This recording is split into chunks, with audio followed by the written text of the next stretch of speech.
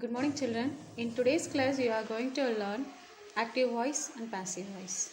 Before that, நம்ம types of sentences என்ன அப்படின்னு பார்த்துடலாம். Types of sentences. Sentencesல எத்தனை types இருக்கு அப்படின்னு பார்த்தீங்கன்னா there are 4 types. First one, declarative sentence or assertive sentence. Second, imperative sentence. Third, interrogative sentence. Fourth, exclamatory sentence. First, declarative sentence. What is a declarative sentence or assertive sentence?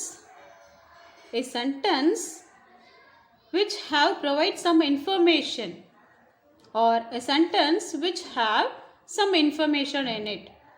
That sentence is called declarative or assertive sentence. My dog is sick. My dog is sick. என்னோட டாகுக்கு உடம்பு சரியில்லை. அப்போ இதில் என்ன information இருக்கு? என்னோட டாகுக்கு உடம்பு சரியில்லை அப்படிங்கிற இன்ஃபர்மேஷன் இருக்குது இல்லைங்களா? So it is a declarative sentence. It is a nice day. இது ரொம்ப நல்ல நாளாக இருக்குது. It is a nice day. This sentence also provide some information. So it is also a declarative sentence. Declarative சென்டென்ஸ்னால் என்னென்னு இப்போ புரிஞ்சிருக்கணும்னு நினைக்கிறேன். நெக்ஸ்ட்டு பார்க்கலாம். Imperative sentence. What is an imperative sentence? A sentence which is used to convey a command. நம்ம யாராவது ஒருத்தங்கள நீ இதை செய் அப்படின்னு கட்டளை இடுவோம் இல்லையா, ஆர்டர் பண்ணுவோம் இல்லைங்களா, அந்த இடத்துல நம்ம யூஸ் பண்ணுற சென்டென்ஸ் தான் இம்பரேட்டிவ் சென்டென்ஸ்.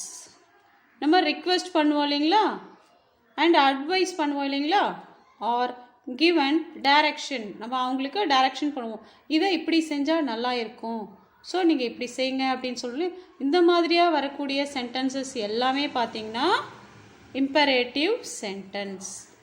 எக்ஸாம்பிள் பார்க்கலாம். Bring me a glass of water. Bring me a glass of water. எனக்கு கிளாஸில் தண்ணி கொண்டு வாங்க. It's a request. தண்ணி எடுத்துகிட்டு வாங்க. ரிக்வெஸ்ட்னு சொல்லலாம், ஆர்டர்னு சொல்லலாம். பட் இந்த இடத்துல நம்ம பொலைட்டை தான் கேட்போம் இல்லையா, தண்ணி கேட்கும்போது bring me a glass of water. It's a request. So, இது என்ன sentence? It is an imperative sentence. Next, don't ever touch my phone. எப்பவுமே என்னோட ஃபோனை தொடவே தொடாத. இது it's an order. இது என்னது? இது ஆர்டர். நம்ம ஒருத்தவங்களை கட்டளை இடுறோம். நீ கண்டிப்பாக என்னோட ஃபோனை என்ன பண்ணக்கூடாது, எப்பவுமே தொடக்கூடாது அப்படின்னு சொல்கிறோம் இல்லைங்களா. It is an order. So, it is also an imperative sentence. Next, read a lot to improve your writing skill. நீ உன்னோட ரைட்டிங் ஸ்கில்லை டெவலப் பண்ணுறதுக்காக நிறைய படி. ஸோ நம்ம என்ன பண்ணுறோம், ஒருத்தங்களுக்கு அட்வைஸ் பண்ணுறோம் இல்லைங்களா. நீ உன்னோட ரைட்டிங் ஸ்கில்லை டெவலப் பண்ணணுன்றதுக்காக என்ன பண்ணணும், இம்ப்ரூவ் பண்ணுறதுக்காக நிறைய படிக்கணும். அப்போ நம்ம என்ன பண்ணுறோம், அட்வைஸ் பண்ணுறோம். So it is also an imperative sentence. So request பண்ணுற மாதிரி, இல்லை ஆர்டர் பண்ணுற மாதிரியான, இல்லை அட்வைஸ் பண்ணுற மாதிரியான, இல்லை ஏதோ இன்ஸ்ட்ரக்ஷன் தர்ற மாதிரியான ஒரு சென்டென்ஸாக இருந்துச்சு அப்படின்னா இது எல்லாமே என்ன sentence, imperative sentence. So the next one, third one, interrogative sentence. What is an interrogative sentence? It asks a question, it have a question. ஒரு questionாக இருக்கக்கூடிய சென்டென்ஸை நம்ம என்னன்னு சொல்லுவோம், interrogative sentence அப்படின்னு சொல்லுவோம். Have you had your breakfast? நீ காலையில் சாப்பிட்டியா அப்படின்னு கேட்போம் இல்லையா. நீ உன்னோட பிரேக்ஃபாஸ்ட்டை சாப்பிட்டியா. Who are you? நீ யாரு. ஸோ இது எல்லாமே என்ன questions இல்லைங்களா. Have you had your breakfast? நீ சாப்பிட்டியா. Who are you? நீ யாரு. இதெல்லாமே என்ன questions. ஸோ இந்த question type of sentences நம்ம என்னன்னு சொல்லுவோம், interrogative sentence அப்படின்னு சொல்லுவோம். இந்த interrogative sentenceல பார்த்தீங்கன்னா there are 2 types. One, yes or no type questions. Another one, suppletive questions. So yes or no questions அப்படின்னா என்னன்னா, அந்த கேட்கப்பட்டிருக்கக்கூடிய அந்த கொஷின் சென்டென்ஸ் இருக்கு இல்லையா, அதுக்கு எஸ் ஆர் நோ அப்படிங்கிறது ஆன்சராக இருக்கும் பட்சத்தில் அது நம்ம என்னன்னு சொல்லுவோம் அப்படின்னா எஸ் ஆர் நோ கொஷின் அப்படின்னு சொல்லுவோம். Have you had your breakfast? நீ உன்னோட பிரேக்ஃபாஸ்ட்டை முடிச்சிட்டியா? அப்போ நம்ம என்ன சொல்லுவோம் அதுக்கு ஆன்சரா? ஆமாம் நான் சாப்பிட்டேன். அப்படி இல்லாட்டி போனால் இல்லை நான் இன்னும் சாப்பிடல. ஸோ ஆன்சர் என்னன்னு சொல்லுவோம்? எஸ் ஆர் நோ அப்படின்னு சொல்கிறோம் இல்லையா? So this is the first type of interrogative sentence. The next one, suppletive sentence. Suppletive-na இந்த question words இருக்கு பார்த்தீங்களா? question words இப்போ who, when, why, where இந்த மாதிரியான question words இருக்கு பார்த்தீங்களா? இது beginningல இருக்கக்கூடிய ஒரு questionாக இருக்கும். இந்த மாதிரியான questionஸுக்கு ஆன்சர் கண்டிப்பாக எஸ் ஆர் நோவாக இருக்காது, கொஞ்சம் பெருசாக சொல்கிற மாதிரியான ஒரு questionாக இருக்கும். அந்த மாதிரியான கொஷின்ஸை நம்ம என்னன்னு சொல்லுவோம்? சப்ளெட்டிவ் கொஷின்ஸ் அப்படின்னு சொல்லுவோம். பட் இன்ட்ராகேட்டிவ் சென்டென்சஸில் எத்தனை டைப்ஸ் இருக்கு? There are 2 types. First one yes or no, second one suppletive questions. எல்லாருக்கும் புரிஞ்சிருக்கும்னு நினைக்கிறேன். ஸோ ஃபோர்த் ஒன் பார்க்கலாம். Fourth one is exclamatory sentence. What is an exclamatory sentence? A sentence which conveys strong emotions or excitement. எந்த ஒரு sentence strong emotions, என்னெல்லாம் வந்து strong எமோஷன்ஸாக இருக்கும்? சந்தோஷமாக இருக்கிறது, அழுகையாக இருக்கிறது, சோகமாக இருக்கிறது, கோபமாக இருக்கிறது, இந்த மாதிரியான விஷயங்கள் தான் ஸ்ட்ராங் எமோஷன்ஸ் இல்லைங்களா? So, an exclamatory sentence is a sentence, it conveys strong emotion or excitement. Example பாருங்க, surprise. எதெல்லாம் strong emotions-ஆ வரும் அப்படின்னா surprise, happiness, sadness and anger. இது எல்லாமே நம்மளோட strong emotions இல்லையா? எமோஷன்ஸ்னால் என்ன? நம்முடைய உணர்வுகளை வெளிப்படுத்துகிற ஒரு சென்டென்ஸ். எக்ஸாம்பிள் பார்க்கலாம். How beautiful the city is. இந்த நகரம் எவ்வளோ அழகானதாக இருக்குது. இப்போ இந்த சென்டென்ஸை பார்த்திங்கன்னா இந்த how beautiful the city is அப்படின்றது நம்ம ஏன் சொல்லியிருப்போம்? ஒன்று ஆச்சரியமாக சொல்லியிருக்கலாம், இல்லை ரொம்ப நம்ம சந்தோஷமாக இருந்ததுனால சொல்லியிருக்கலாம். ஸோ நம்ம ஹாப்பியாக இல்லை சந்தோஷமாக இருக்கும்போது நம்ம இதை சொல்லியிருக்கலாம். How beautiful the city is. So இது எதை வெளிப்படுத்தியிருக்கு? happiness, நம்மளுடைய happiness. See the next one. Don't talk, get out. எதுவும் பேசாத வெளியே போ. நம்ம எப்போ சொல்லுவோம் இதை? எதுவும் பேசாத வெளியே போயிடு. நம்ம ரொம்ப கோபமாக இருக்கும்போது சொல்லுவோம் இல்லைங்களா? Don't talk, get out. இது எப்போ சொல்லியிருக்கோம்? நம்ம ரொம்ப கோபமாக இருக்கும்போது சொல்லியிருக்கோம். நம்மளோட கோபத்தை வெளிப்படுத்துறதுக்காக இதை நம்ம சொல்லியிருக்கோம், இந்த சென்டென்ஸை சொல்லியிருக்கோம். So the next one. Oh, I missed the service. அச்சோ நான் சர்வீஸை மிஸ் பண்ணிட்டேனே. அதை எப்போ சொல்லுவோம்? நம்ம சோகமாக இருக்கும்போது சொல்லியிருப்போம். நான் எதையோ மிஸ் பண்ணிட்டேன், நம்ம சோகமாக இருக்கும்போது நம்ம சொல்லியிருப்போம். ஸோ இது நம்முடைய சோகத்தை, சேட்னஸை வெளிப்படுத்துகிற மாதிரியான ஒரு சென்டென்ஸ். இந்த மாதிரியான சென்டென்சஸை நம்ம என்னன்னு சொல்லுவோம்? ஸ்ட்ராங் எமோஷன்ஸை வெளிப்படுத்துகிற மாதிரியான சென்டென்சஸை நம்ம என்னன்னு சொல்லுவோம்? எக்ஸ்க்ளமேட்டரி சென்டென்ஸ் அப்படின்னு சொல்லுவோம்.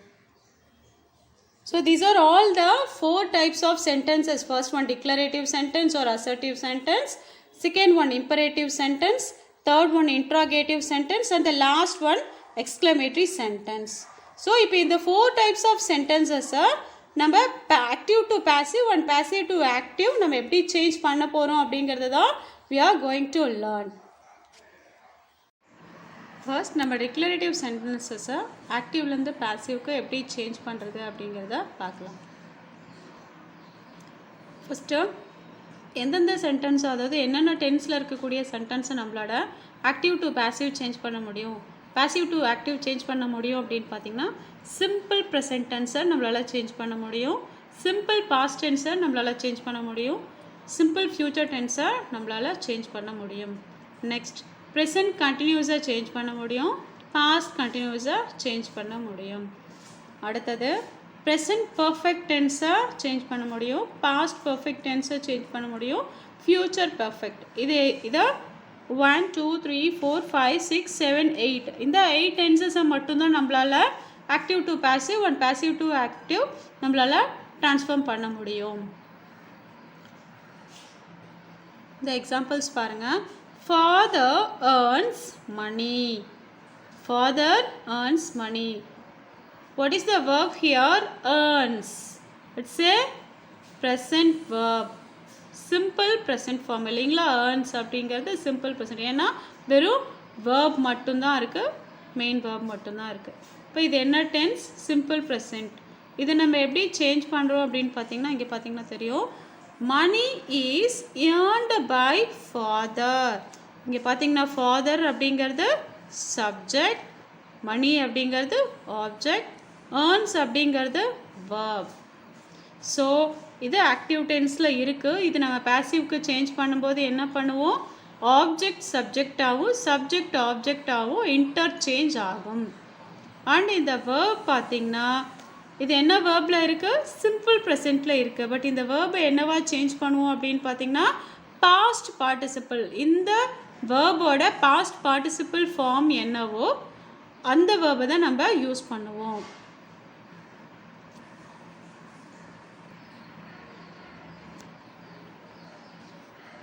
அப்போது ப்ரெசன்ட் ஃபார்மில் இருக்கக்கூடிய ஆக்டிவ் வாய்ஸை நம்ம எப்படி சேஞ்ச் பண்ணுவோம் அப்படின்னு பார்த்திங்கன்னா ஆம் ஆர் ஈஸ் ஆர் ஆர் அப்படிங்கிற ஒரு வேர்பை கூட சேர்ப்போம், ஒரு ஹெல்பிங் வேர்பை கூட சேர்ப்போம். ப்ளஸ் பாஸ்ட் பார்ட்டிசிபிள் ஃபார்ம், அந்த மெயின் வேர்போட பாஸ்ட் பார்ட்டிசிபிள் ஃபார்ம், அதாவது V3 அப்படின்னு சொல்லுவோம் இல்லைங்களா? V3 verb 3. வேர்ப் 3னா என்ன? Past participle. அதை நம்ம கூட சேர்த்து சொல்லுவோம்.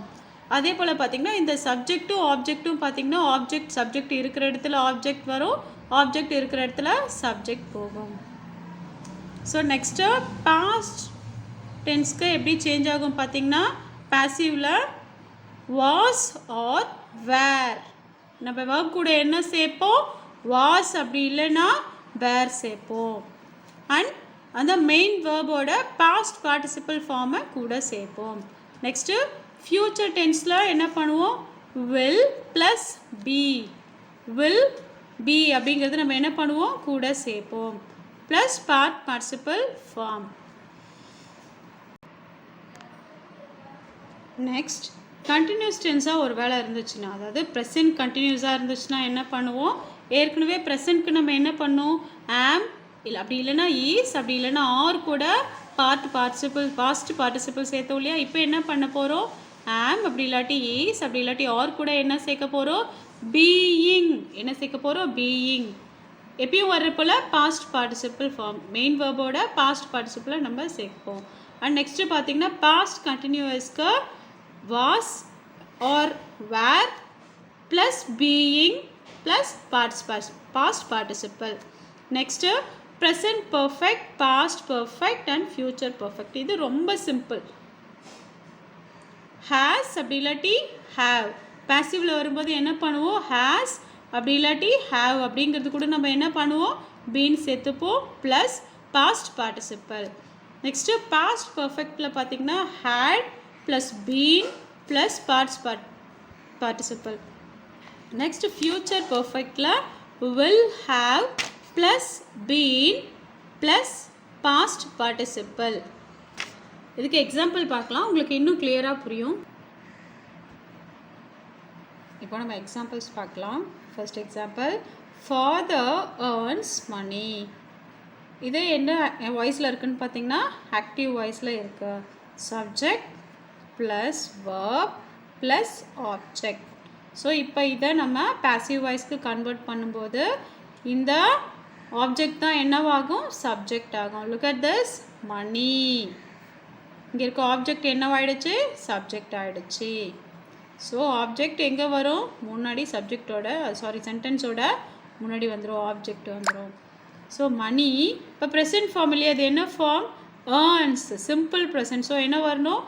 ஆம், அப்படி இல்லாட்டி போனால் ஈஸ், அப்படி இல்லாட்டி போனால் ஆர். இந்த இடத்துல மணி கூட என்ன வரும்? ஈஸ். என்ன வரும்? ஈஸ். earns. earnங்கிறதோட பாஸ்ட் பார்ட்டிசிபிள் ஃபார்ம் என்ன? earned. past participle அதாவது V3 form என்ன earned. so money is earned by father. நம்ம passiveக்கு convert பண்ணும்போது கண்டிப்பாக என்ன வரும் இங்கே by அப்படிங்கிறது வரும். money is earned by father.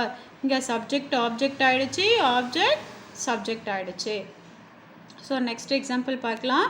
father earned money. இதோட டென்ஸ் என்ன earned. இந்த verb என்ன டென்ஸில் இருக்கு earned.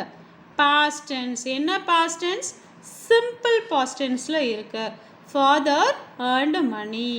இப்போ earned past simple past tenseல இருந்துச்சுன்னா ஃபர்ஸ்ட் ஆஃப் ஆல் இந்த சப்ஜெக்ட் ஆப்ஜெக்ட் வந்துட்டு சேஞ்ச் ஆகும். ஸோ ஆரம்பத்தில் என்ன ஆகும் மணி அப்படிங்கிறது வரும். மணி இல்லையா, ஆப்ஜெக்ட் வந்து ஃபஸ்ட்டில் வரும் இல்லையா, சென்டென்ஸோட பிகினிங்கில் வந்துடுச்சு.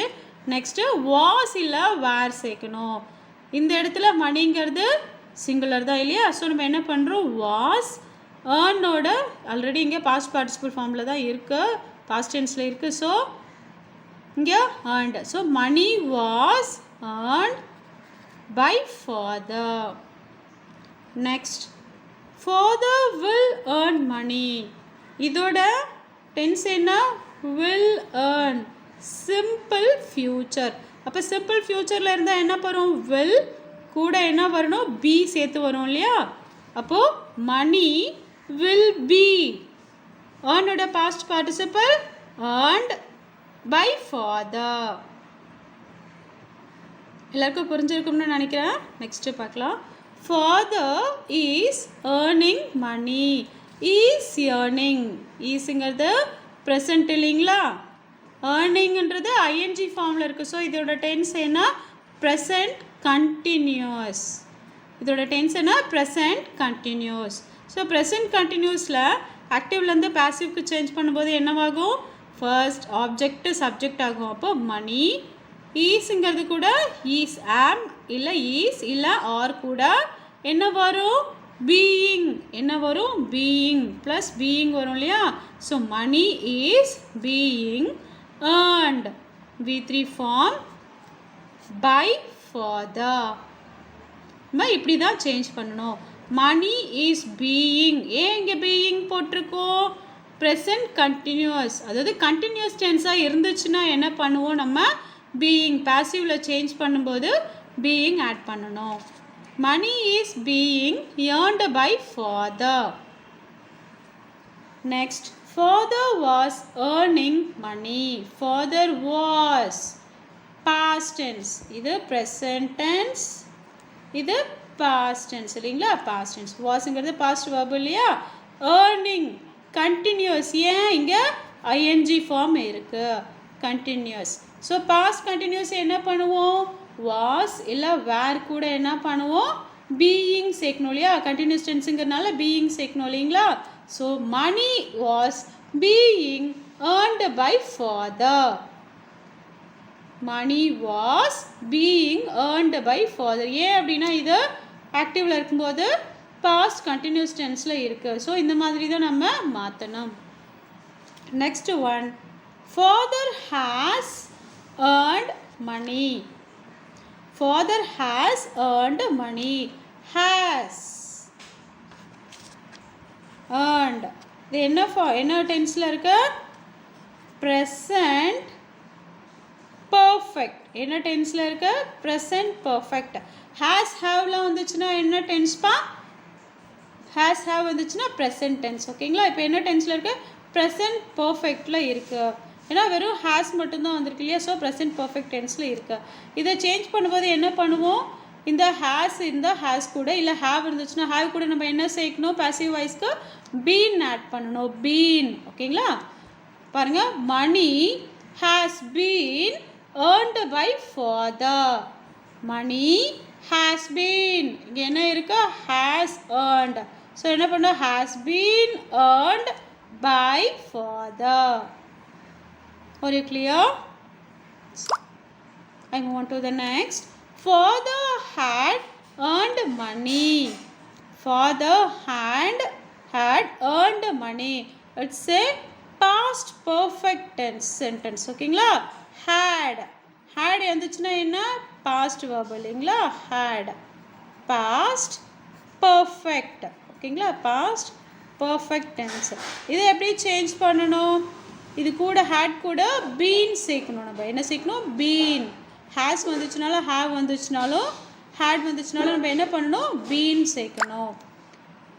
மணி அப்போ நம்ம என்ன பண்ணுவோம்? பாசிவில் சேஞ்ச் பண்ணும்போது மணி had been earned by father change பண்ணுவோம் இல்லைங்களா? look at this, money had been earned by father. next பார்க்கலாம். father will have earned money, will have earned money. It's a future perfect tense. Say future perfect tense. இப்போ will have future perfect இருந்துச்சுன்னா என்ன பண்ணுவோம்? நம்ம ஏற்கனவே சேர்த்த மாதிரி தான் will have கூட என்ன பண்ணுவோம்? ப்ளஸ் பீன்னா சேர்க்கணும். பீன் ப்ளஸ் பாஸ்ட் பார்ட்டிசிபிள் சேர்க்கணும் இல்லைங்களா? ஸோ இப்போ நம்ம எப்படி சேஞ்ச் பண்ணுவோம்? ஃபாதர் வில் ஹாவ் ஏர்ன்டு மணினா பாசிவ்ல money will have been earned தான் பாஸ்ட் பார்ட்டிசிபிள் இல்லைங்களா? Earned by father. Look at this, money will have been earned by father. எல்லாருக்கும் புரிஞ்சிருக்கும்னு நினைக்கிறேன். ஸோ நம்ம டிக்ளரேட்டிவ் சென்டென்ஸில் என்னென்ன டென்ஸ் எல்லாம் நம்மளால் சேஞ்ச் பண்ண முடியும் ஆக்டிவ் டு பாசிவ் அப்படின்னு பார்த்தீங்கன்னா, சிம்பிள் ப்ரெசண்ட்டை சேஞ்ச் பண்ணலாம், பாஸ்ட் டென்ஸை நம்மளால் சேஞ்ச் பண்ண முடியும், ஃப்யூச்சர் சேஞ்ச் பண்ணலாம், ப்ரெசன்ட் கண்டினியூஸ் அண்ட் பாஸ்ட் கண்டினியூஸை நம்ம சேஞ்ச் பண்ணலாம், present perfect, past perfect and future பர்ஃபெக்ட்டும் நம்மளால் சேஞ்ச் பண்ண முடியும். ஸோ இந்த 8 டென்சஸை மட்டும்தான் நம்மளால் என்ன பண்ண முடியும்? சேஞ்ச் பண்ண முடியும். எப்படி சேஞ்ச் பண்ணுறதோ அப்படிங்கிறத இந்த கிளாஸில் நம்ம பார்த்துருக்கோம் இல்லைங்களா?